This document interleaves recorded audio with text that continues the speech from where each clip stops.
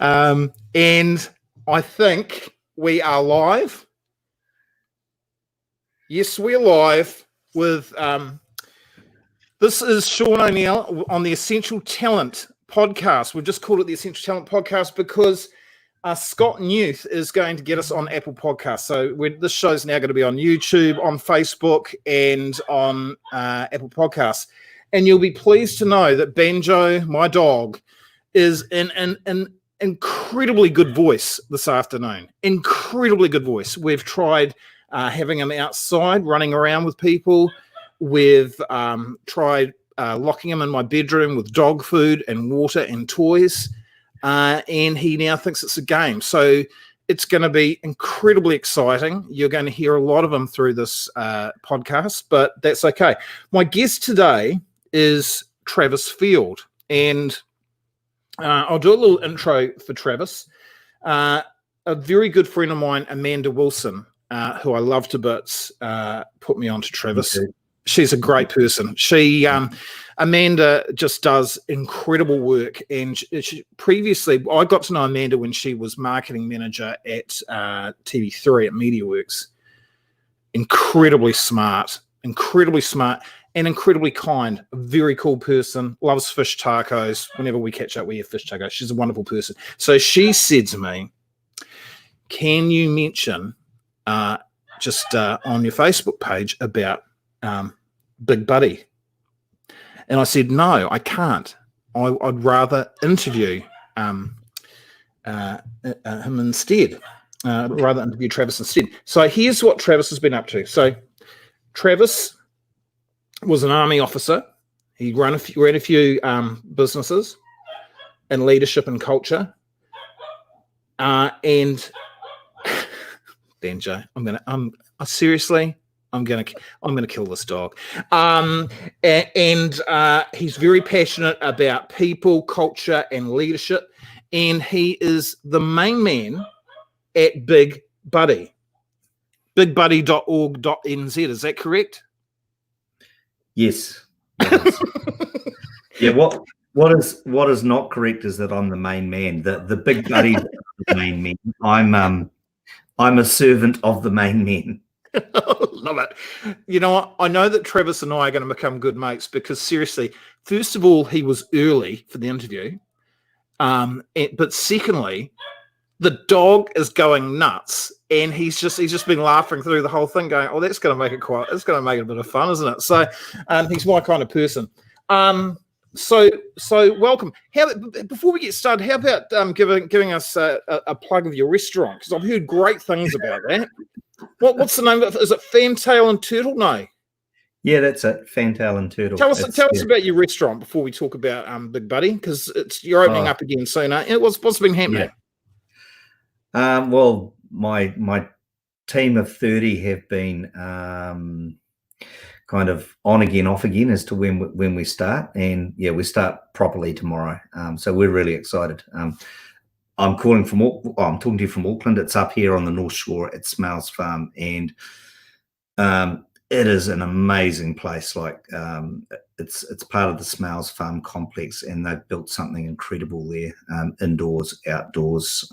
Got great neighbours, and it's a good place to come and hang out. Lots of good beer. Good man. You do that? Don't you do the boutique stuff? Is that what you do? The beers? What do you call it? Craft beer, Shaun. Craft beer, Shaun. We'll have to have a craft beer. Sorry, end of the year, some craft beer. Yeah. Now, tell me how you got into this whole thing with Big Buddy. Tell me the story. Didn't it involve a fairly sad story about a good friend of yours? How did this happen? How did this eventuate?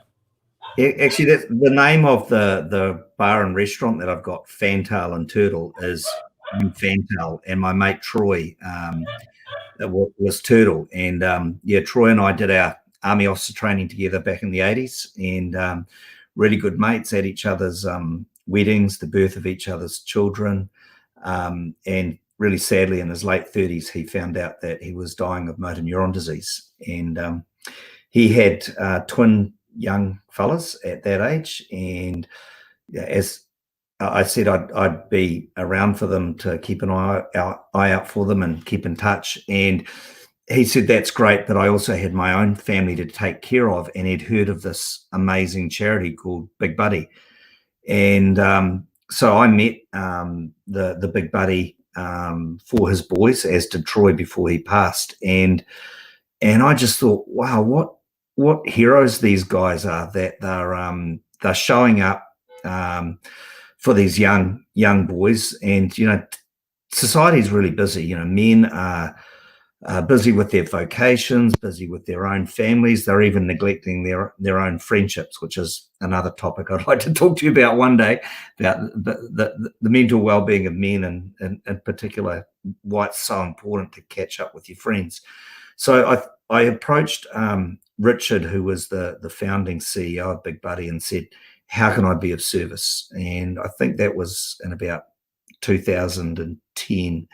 In 2011, I became a trustee, and I've been the chair for a few years. So, yeah, a really beautiful and simple charity. I'm really sorry to hear about that, about your friends, because my ex-wife, who's a wonderful woman, her mother was also a really wonderful woman, and she died of motor neurone disease in her late 50s. She was a really fit woman, would play tennis, had worked really hard all her life, and she was ready to sort of enjoy her retirement. Then she got this terrible disease, and it took her from us within about 18 months. It's a shocking disease, isn't it? Just terrible. So I'm really sorry to hear that. Tell us more then. Have you been there about 10 years now, something like that? Yeah, 10 years. And yes, can you tell us more about Yeah, you're the chair. Can you tell us more about how it works, and so we can learn a little bit more about it? Because look, I've definitely heard about your fantastic work that you do, but let's explain it to some of the others that are just learning about it.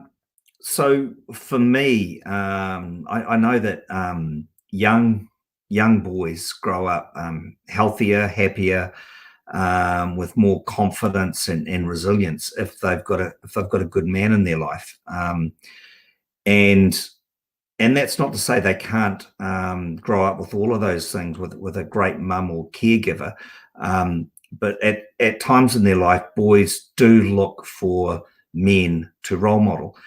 And there's a lot of boys, about 8,000 in New Zealand, who don't have that father present. And that could be through any number of circumstances, like my mate Troy, who died, or it could be that the dad just isn't present. And so what Big Buddy does is it's contacted by caregivers, normally mums, and we work with boys who are between the age of 7 and 14.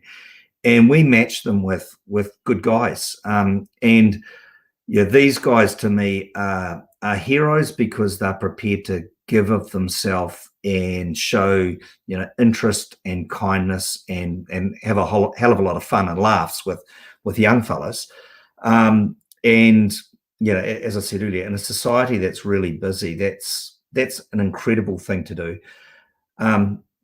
The big buddies, the ones I talk to, they a common theme comes through. They think that they're there to give, which they are, but they didn't realize how much bloody fun it would be. Some of them are a bit cheeky. They say, gee, I say to my wife, no, I can't do those chores. I've got to go fishing with my little buddy, or I've got to go to the rugby, but in all seriousness, they have so much fun, and they're so rewarded by hanging out with a young fella, once a week for a couple of hours, and just taking a keen interest in him.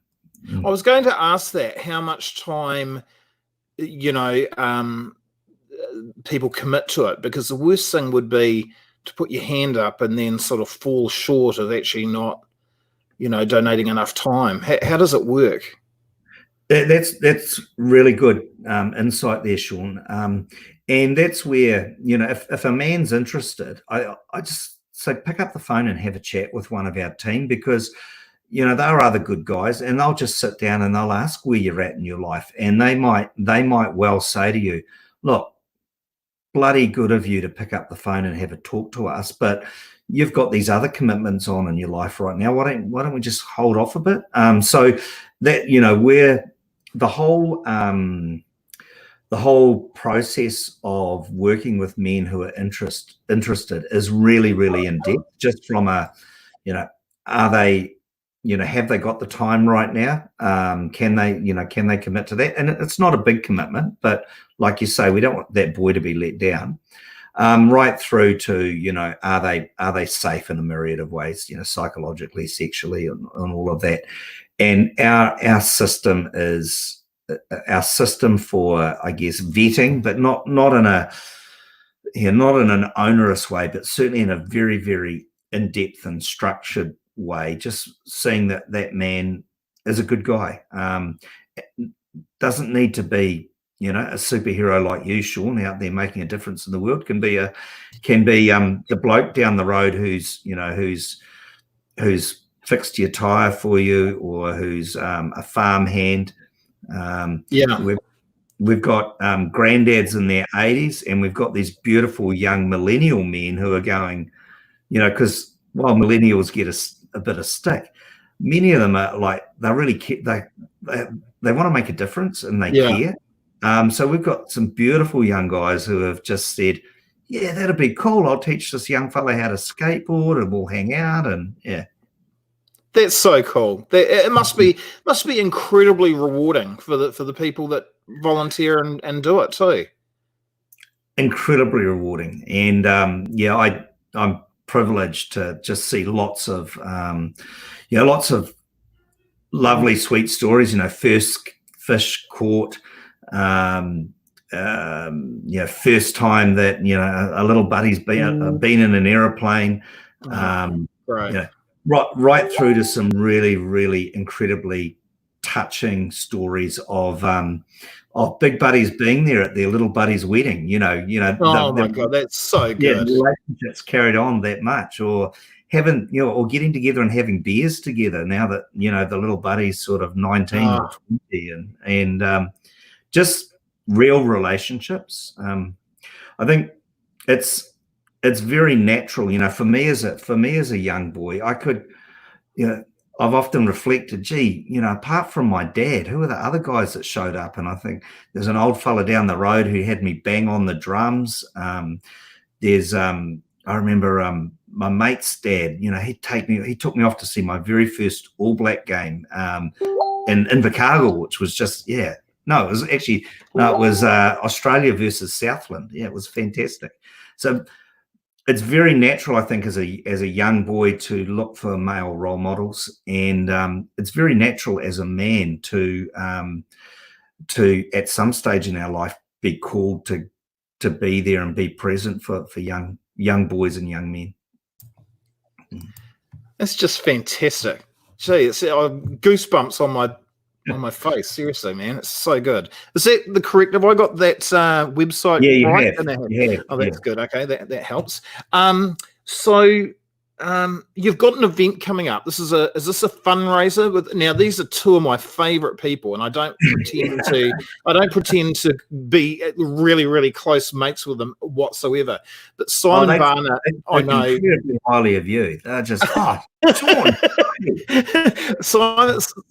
Simon Barnett is just an amazing human being. He is such a kind guy, and of course, Fozzie is a great Waikato man, and they're both just the salt of the earth, so I'm not surprised that they are involved in this. So can you tell us just a little bit about this event and what's happening? I apparently when Simon turned up a while back, because GJ Gardner is an amazing partner of Big Buddies, and they organised Simon to come up and meet with some little buddies. And I think, kids, little boys, a little bit like dogs sometimes, like they instinctively know, what a good bugger is. And apparently, these kids were just climbing all over Simon when he came up to do this ad with GJ. So it was incredible. So what's happening is Simon and Ian have volunteered their time this Saturday at 10 a.m. till 11 a.m. And basically, log on, register, pay $20 to support Big Buddy, and put some questions in. And Simon's going to interview Ian about what's happening with New Zealand rugby right now. As a rugby nut myself, I'm really missing my my rugby. Yeah. Actually, Grant Fox is one of our trustees for Big Buddy too, which is really. And Ian Jones has emceed quite a few of our lunches. I went to Te Aumutu College with Steve Gordon. He's come and volunteered his time at a Big Buddy event. So yeah, we've had some great connection with the rugby guys. Yeah. Okay, well, I'm going to challenge everybody who has watched these little interviews during the lockdown period. So who have we had? We've had Irene Van Dyke, we've had Dave Higgins, we've had Joseph Parker. I went through the YouTube channel. We've just had people coming out our ears. If you have had any enjoyment whatsoever, whether it's just listening to banjo barking in the background, what I would like you to do is I'd like you to go to bigbuddy.org.nz and I'd like you to buy a ticket for this event. If you've had any enjoyment over the last few weeks, that's not too much to ask. I think it's $20 or something like that. I'll tell you what I'm going to do. I haven't got a lot of money splashing around at the moment because I'm in the events industry and we haven't had many events lately. But I'm going to chuck $100 in to get things started because I think what Travis is doing here is absolutely incredible. So tomorrow we're going to stick $100 in to get the ball rolling. And if you've got a little bit of money splashing around the place, doesn't need to be a lot. I'm sure they'll take whatever. Go to the website, make a little donation because we need more people like this guy and this organization to look after our kids, to motivate our kids, to inspire them, and just be a buddy, just be a pal to them, And I just think what you're doing, mate, is it's goosebumps on the face kind of stuff. It really is. It's really inspiring. Here's something that struck me lately. Us blokes are being challenged a little bit in society, about our behaviour.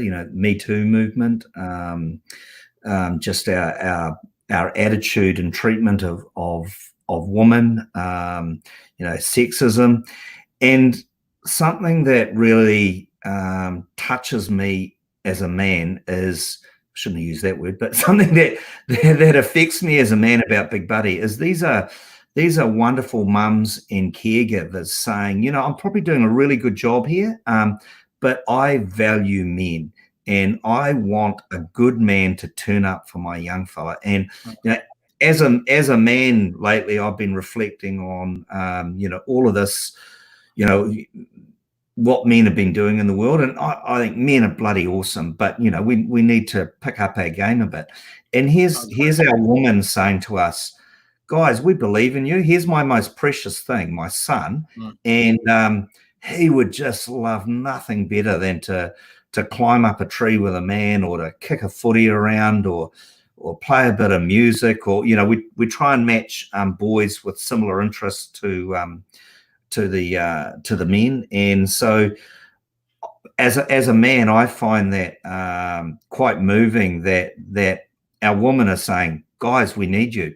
And so for anybody listening to this, if you know a good bugger who you think would make an amazing Big Buddy, tell them that, because I think whilst it's wonderful that we have a culture of humility in New Zealand, I think sometimes men think, oh gee, I couldn't be a Big Buddy. You'd have to be a bit of a superhero, and you'd have to know. I think you're right. I think you're right. But no, you just need to show up and be you. Yeah. And so yeah, any of your listeners and watchers, say to one of your mates, Bob, you would be amazing and you would love it. And, picking up the phone and talking to us isn't a commitment. It's just that. It's a conversation between you and us to see if it's right or not.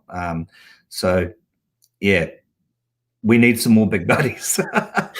Yeah. Hey, not just the donation. If you think that you could be a big buddy, and look, I went on your website before. I'm trying to recall who it was. Was it the CEO of the Warriors or some position like that? Someone that's got a lot on their plate, still managed to find some time to be a big buddy. So, it's I guess it's that thing of going, can you spare a couple of hours each week and actually, do you really want to do it? Do you really want to add some value to someone's life? I mean, right now, I've got 2 young sons. I've got a bit on. I just know the timing for me right now. I would let the person down, and I don't want to do that. But do I want to do it in, say, 6 months' time? Absolutely. I think it would be a bloody rewarding thing to do. I think it would make you feel fantastic. I think if you can help somebody that needs somebody, needs a big buddy, I think it would be just one of the most rewarding things. And even I guess a challenge to my other men out there is, you may not be able to be a big buddy right now, but let's take our responsibility as men and mentors to the boys in our society. Let's think beyond our own kids, coaching the local sporting team, looking out for the young fella down the street who doesn't seem to have a dad around. Get him in the back, say to your own kids, hey, invite that boy. Oh, well, maybe he is a bit, not that nice because he doesn't have a dad around. Get him down here. Look out for the boys in your streets. Look out for the kids at school, because I think is it Judge Beecroft, who was chief youth court judge and is now the youth children's commissioner. He said to us the amount of young boys that didn't have a good role model in their life that fronted the youth court. And my own mum, she ran 5 men's prisons, and I remember once she said to me, Travis, these prisons aren't full of bad men; they're full of men who were once little boys that weren't loved. And I think it's our responsibility as men, and it may not be through Big Buddy, just your nephew, the kid down the road.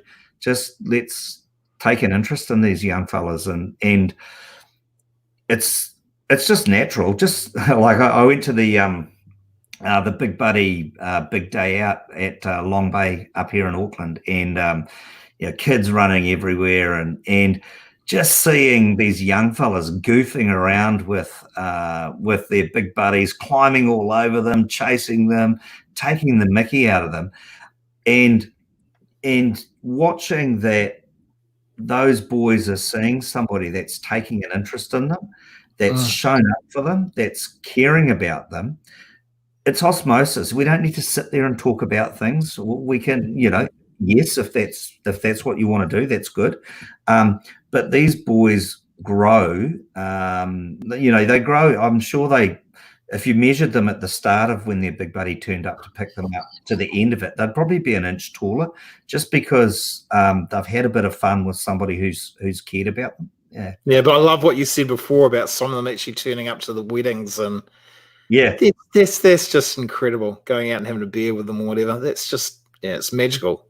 It really is cool. Do you think we've always needed something like this, or is this something that has just happened as society's gone on? Like, as you talk about that, I'm thinking about how bloody lucky I was as a kid, because I lived in Timaru. Every weekend we would go to my grandfather's farm and grandfather's farm. My uncles would be there that were older than me, would be outside playing cricket, getting up to all sorts of bloody mischief.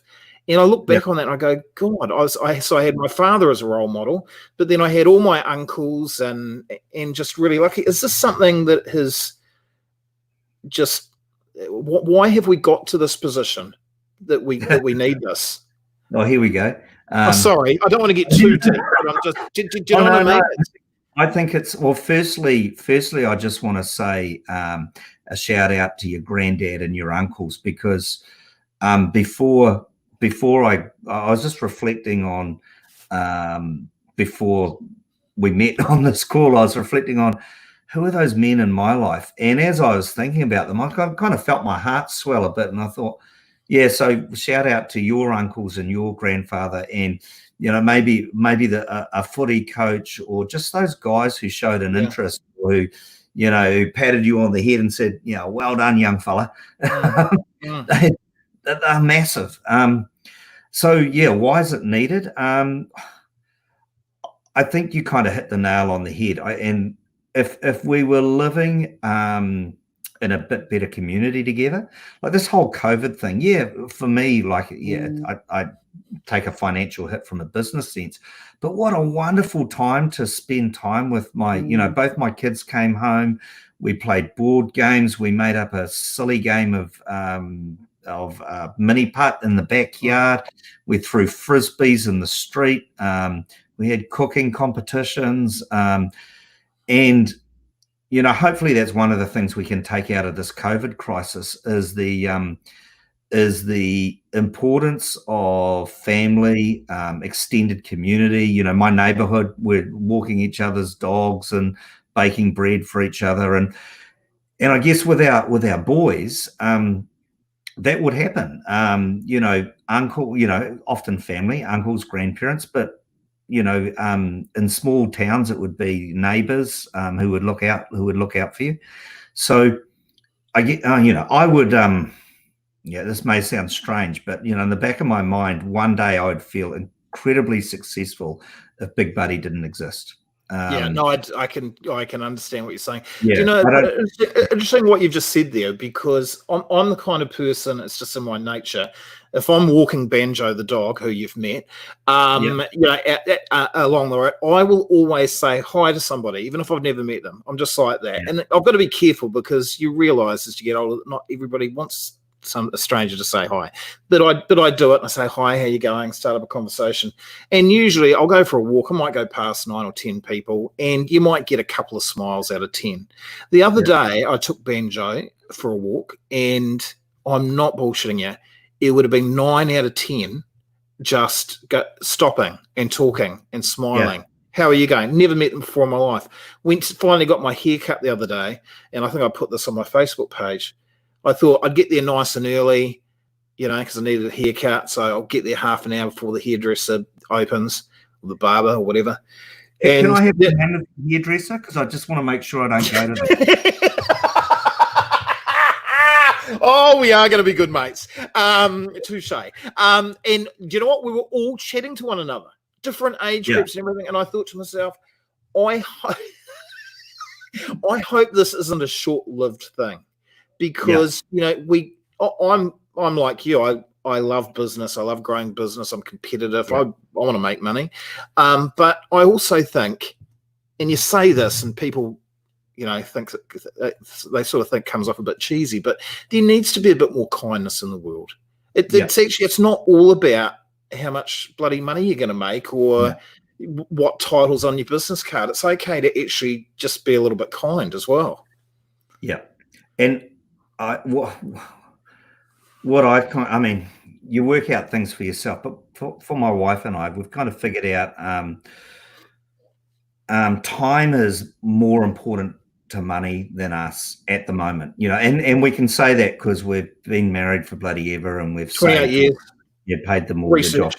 Yeah. So, you know, we're in a fortunate enough position to say that, but I can turn down financial opportunities because I would rather sit on my ass with a cup of tea with my wife, or I'd rather, you know, walk the dog or whatever.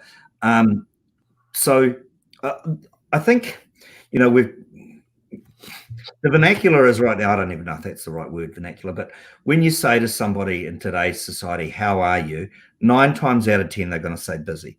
And I think we've created this this belief that my life has value if I'm busy. And that's bullshit. It's So for me, I say to people, look, just start rituals, disciplines, and routines of not being busy. Of I sit down sort of every couple of months and I go, have I seen my parents? Am I catching up with my mates? Have I been out into nature? Have I gone off exploring anywhere? And I book them all in, because otherwise this busy world will, put meetings in the way. Or I think it'll be a bit dangerous if you meet me, because yeah. But do you know that? Did you know the other thing? Long lunches, or actually, for the last few years, I've said to a group of guys, turn up and meet me at midday on a Thursday, and I'll look after you for the next 24 hours. And these have been retired MPs, doctors, business owners, lawyers, layabouts, and some of them have known each other, and some of them haven't, and they get in their cars and they follow me. We normally end up at a country pub, Thames or somewhere, and I've asked them to give themselves like the present of going like that to the world for a day, and hanging out with some good buggers, and And hey, a mate of mine wanted me to say hi to you as well, Graham Blake. Yes. So I was best man at Graham's. I was best man at Graham's wedding. So there you go. That's how close we are. Hey, you're a top bloke. I'm so glad that I've met you. And by the way, everybody, if you're watching this interview and you're thinking, why doesn't Shaun get Travis on Essential Talent as some kind of speaker? I'm going to have a chat to him. I'm going to twist his arm. I'm going to convince him to join us, because he just doesn't do this. He does a whole lot of other things. He's very passionate about leadership, about culture, and I think he could help a lot of organizations. So he doesn't know this yet, but this was just a way to get to him. I'm just manipulating him, and then we'll get him on Essential Talent. No, that's not the reason. Hey, go to bigbuddy.org.nz. We're gonna chuck in $100 tomorrow, which is a hell of a lot of money for us at the moment. A little Essential Talent. We're going to put it in there because I think this guy's brilliant. I think this organization's fantastic. If you want to go to the website, you can buy a ticket. You can see Simon Barnett, one of New Zealand's best ever broadcasters, talking to Fozzie about rugby. Great thing. You're going to be entertained. You're going to be able to put some money in there to help this great organisation out. And Bob's your uncle. Thank you so much, sir, for joining us. Thank you, and thank you so much for your generous donation, Shaun. I'll buy you a beer. Not a problem. All the best, sir, and thanks for your time. Thank you.